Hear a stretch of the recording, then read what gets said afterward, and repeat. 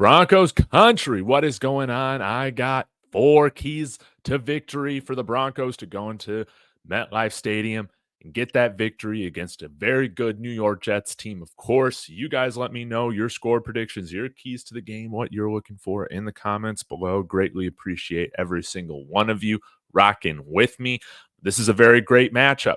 Very much looking forward to it. We had a great test on the road against the Buccaneers, and we played our most complete game of football to date, no doubt about it, after starting out 0-2. And we got the opportunity not only to make a statement in going up against the New York Jets, getting a win out of here, but getting to 500 again, getting to 2-2, and hopefully we can see Bo Nix take another step. But before I get into my keys to the game, of course, be sure to smash that like and subscribe as well. I'm going to pull this up here, guys, in case you're wondering where the Jets Broncos kind of fall statistically so far in the NFL. So when we look at total offense right now, we can pull up the Jets.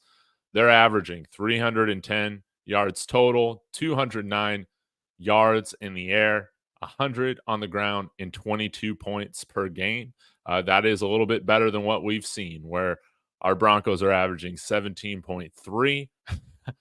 Slow start to start the year on offense, 99 yards on the ground and 193 yards to the air, 293 yards total on offense. Now let's get to the defense. This is where things get pretty interesting, if you ask me. So the Jets are giving up 310 yards of offense.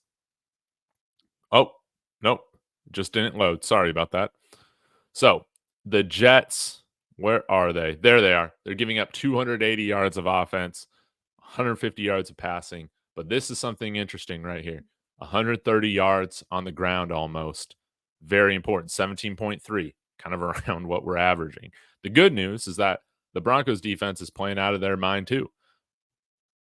259.3 yards a game. That's good for third in the NFL.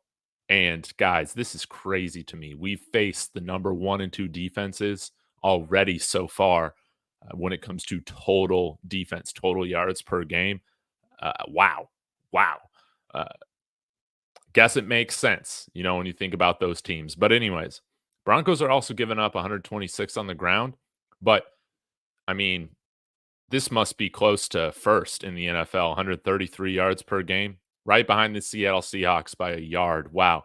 So we know that Pat Surtain, Riley Moss, Jaquan McMillan, those guys are going to lock it down. I think that Riley Moss is getting better with every game, just like we're seeing Bo Nix get better in every game. But the key is can we, let's get into our first key to the game. Can we contain Breece Hall? That's what needs to happen. Now, Breece Hall, he's not somebody that you can just normally just shut down. Very, very good running back. We can look at the statistic leaders here for the New York Jets. You see Breece Hall already 170 yards on the ground, averaging kind of a surprising 3.7 yards a carry, but he does have a 30-yard carry and a couple touchdowns. So that's wonderful, averaging 56.7 yards a game. But another guy we really need to watch out for is Braylon Allen, averaging 5.1 yards a carry. He's been spelling Breece Hall dynamic running back. I think he might even have a touchdown out of the backfield as well from catching a pass from Aaron Rodgers. But this guy's a beast. So they got a nice 1-2 punch. Maybe I should rephrase this to containing Breece Hall and Braylon Allen, but that it's going to be imperative for victory for us to be able to keep them under that 100 yards or so that they've been running for per game. Yeah, 100 yards per game. So we need Zach Allen, our defensive line, Jonathan Cooper, right? We need Malcolm Roche, all of those guys to come out there. John Franklin Myers in a revenge game. We need them to play out of their mind when it comes to the run defense. No doubt about it. And they, on the flip side, well, continuing on their offensive side, Garrett Wilson, Alan Lazard, Mike Williams, they got a lot of guys that can provide coverage issues. Tyler Conklin, but I do feel good in our secondary being able to match up with those guys. So really, can we stop the run? Can we make that New York Jets offense feel a little bit more one dimensional than what it's felt in some of these games? We're gonna have to see. Okay, let's go ahead and get to point number two. How about we get to it? Alex Singleton is out. This is a huge loss for the defense. Big time leader on this defense, our best tackler or most productive tackler. And Cody Barton's going to be wearing that green dot. Cody Barton is going to be that next man up. Can he get guys lined up? Can he get guys in the right position to succeed on this defense? You see Alex Singleton, 31 total tackles. You got Cody Barton right there with 13. We're going to have to see an uptick. But can Cody Barton, whoever he's playing with, can he get him lined up as well? So that might be more of Christian Welsh. We might see some Justin Sternad. Maybe, I don't know if Lavelle Bailey's going to be elevated, but we might see him here at some point. But Cody Barton has been in this defense a little bit longer than, well, definitely somebody like Christian Welsh, who showed up here after the preseason ended. And so, yeah, people are going to be leaning on him. We need Cody Barton to have a really good game, and we need him to be sound in run tackling. We need him to be sound in pass coverage as well. I think with how Cody Barton plays, I think you'll probably see the defense kind of go with him wherever direction that goes. If it's bad, we might take a step back in our defensive play this year. If he's good, we might continue to still play good. That's kind of how I see it. I think Cody Barton's going to be a big time key to the game. Now, let's go back to the offense for my third key to the game. Let's have the best run game yet. Tyler Bidet, baby. Bidet. Bidet, Bidet, Bidet. Let's have him have a game, okay? He's coming in here not with a ton of usage yet. 10 carries. You see that 86 yards. But guys, the 8.6 average. He's got a 43-yard run that he had last game. I want to see him get more work. Now, Cecil Lammey and Andrew Mason were talking about this morning. Do we see Javonte phased out? No. You shouldn't phase him out of the rotation completely, because he does provide a good third down back role. I think he does. And I think that's kind of the role, in my opinion, that he should be in. Or if we're to go into a minute, he's a guy that you want in there. I think he's a good receiver, fantastic pass blocker, but we need to get the run game going. We need, similar to what I was talking about with our defense, making the Jets feel a little bit more one-dimensional, we can't be putting all that pressure on Bo Nix on the road all the time, right? To be that guy. So let's see what Tyler Bidet can do. I would love to see him get the start, or at least the majority of the carries on the ground, and see what Jaleel McLaughlin can do as well. Got to get this run game going. We can't give up on it. We have to keep going with it until we see consistent success. But Tyler Bidet, would love to see him have the game of his life in his early career. And remember, he's been in the league for a few years, guys, only 24 years old. So still plenty of life there at running back. And then lastly, let's get to my fourth key of the game.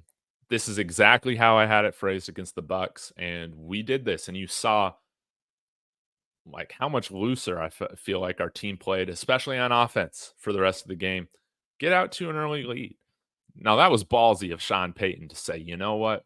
We're going to spread this thing out. We're going to throw some intermediate passes, some 15, 20 yarders down the field. Wow. On that first drive, we're going to take the ball after winning the coin toss immediately, and we're going to go down and score and put the Bucs on their heels at a deficit even before they touch the ball on offense. Wow.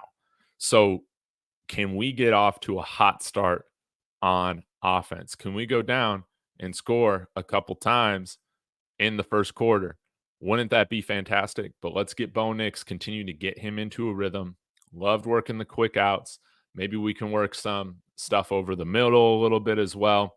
But getting him in a rhythm combined with some of the zone reads and RPOs that they gave him at the beginning that we had seen so much success with in preseason, uh, it's it makes sense why we saw a better Bo Nix, and maybe he gets his first passing touchdown in this game tomorrow, right? Wouldn't that be so exciting? So, shout out to Alex Palczewski filling in at right tackle, getting his second start. We got to provide good protection to Bo Nix this week in order to get this win, as it's the key for pretty much any NFL offense. You got to have good protection. Those are my 4 keys to the game. I'll go back through them.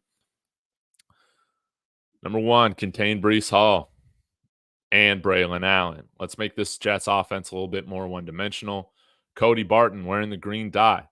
How does he perform being asked to do more in this game than what he's had to do 3 games in?